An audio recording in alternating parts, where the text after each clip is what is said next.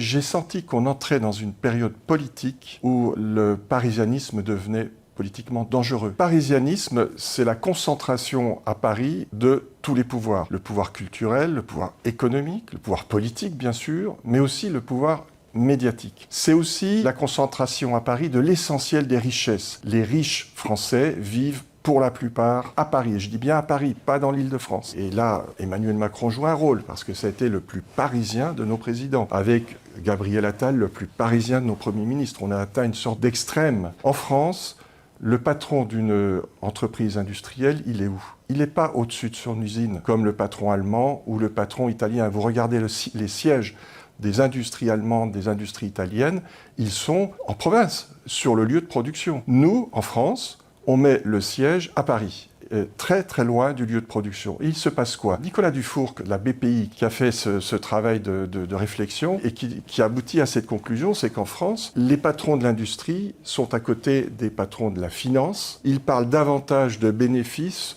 que de produits. Et ça donne une vision différente de l'industrie. Et c'est un Français, il ne faut pas l'oublier, Serge Tchuruk, qui a inventé le fabless. Fabless, ça veut dire sans fabrique, sans usine. Il fallait un Français pour inventer ça. Jamais un Allemand n'aurait imaginé qu'on puisse faire de l'industrie sans usine. Mais quand on est Serge Tchuruk à Paris, il n'y a pas de problème à envisager une industrie fabless. Sauf que nous savons où nous en sommes, c'est que la France a perdu considérablement de son industrie par rapport à ses voisins. Les Parisiens, ils sont à peu près à 70%, ils prennent un transport en commun, le bus ou le métro, pour se rendre au travail. Ce pourcentage tombe à 50 ou 40% quand vous allez à Lyon, Bordeaux, à 30% je crois à Montpellier. Ça veut dire quoi? Ça veut dire qu'on ne vit pas de la même manière à Montpellier et à Paris. Et quand Paris dit au reste de la France, eh ben, vous n'avez qu'à prendre des transports en commun, ça nous rappelle bien sûr les Gilets jaunes, on dit sont les métropoles contre le rural? Non. Non, non. Le Montpelliérain ou le Lillois, il comprend les Gilets jaunes beaucoup mieux que le Parisien. Quand la SNCF lance ce tronçon, Bordeaux-Toulouse, vous avez le patron de SNCF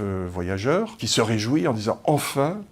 on met Toulouse à, je crois, 4 heures de Paris. Et pour lui, c'est l'essentiel, parce qu'il est parisien. Mais à aucun moment, il n'évoque le fait qu'ainsi, on met Toulouse et Bordeaux dans une liaison rapide. On pourrait quand même imaginer qu'entre Toulouse et Bordeaux, il y a bien des choses à faire sans passer par Paris. Vous regardez le réseau du TGV, c'est l'étoile que chacun connaît bien. Et on dit oui, mais de toute façon, ça a toujours été comme cela. Le plan Freycinet, au 19e, c'était aussi une étoile. Certes, ce qu'on oublie de dire, c'est que le plan Freycinet, il y avait l'étoile et il y avait tout le reste. Or, il n'y a pas, à part un petit peu en Franche-Comté, de TGV transversal. On le sait bien en France. Pour aller de Lyon à Bordeaux, il faut passer par Paris. Si vous avez une petite notion de la géographie, vous vous dites que c'est absurde.